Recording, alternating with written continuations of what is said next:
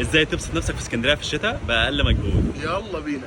اسكندرية عروس البحر الأبيض المتوسط وجمالها الحقيقي بيبان في الشتاء، وأنا متعود كل سنة أزور اسكندرية في الشتاء، فتعالوا بينا أخدكم جولة ليومين حلوين في شوارع اسكندرية الجميلة في الشتاء. تعرف عن اسكندريه يا معاذ؟ اسكندريه عروس البحر الابيض المتوسط.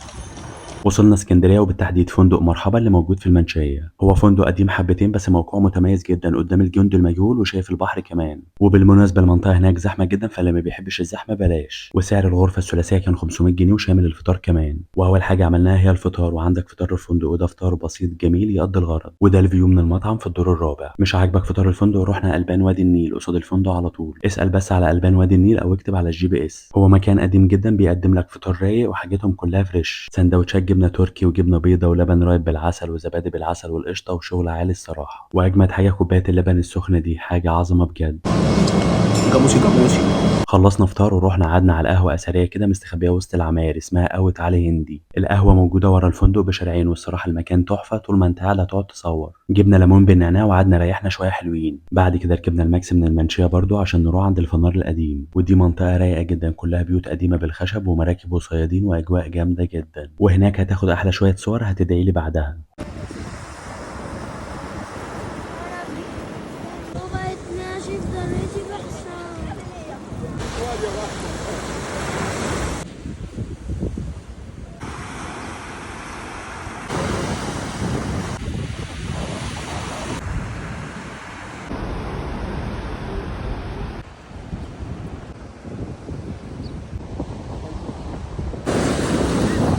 بعد كده نزلنا بحري عشان نصلي في اشهر مساجد اسكندريه وهو مسجد ابو العباس المرسي. خرجنا من الصلاه ركبنا حنطور ب 100 جنيه عشان نروح ناكل رز بلبن من عند الشيخ وفيق، وهناك جبنا رز بلبن بالمكسرات ب 23 جنيه. خدناه ورحنا قعدنا على البحر اللي قصاد الشيخ وفيق، الكرسي كان ب 10 جنيه. الرز بلبن كان حلو بس مش واو الصراحه، القعده على البحر كانت احلى بكتير.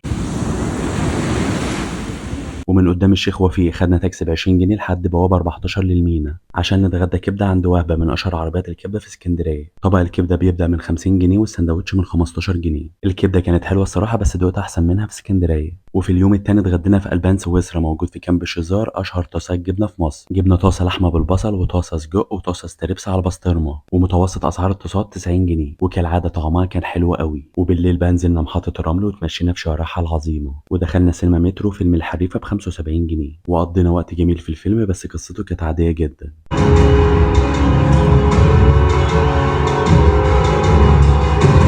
شبخوش.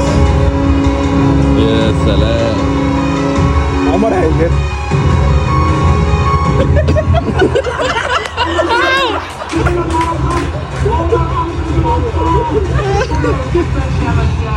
هو يابا.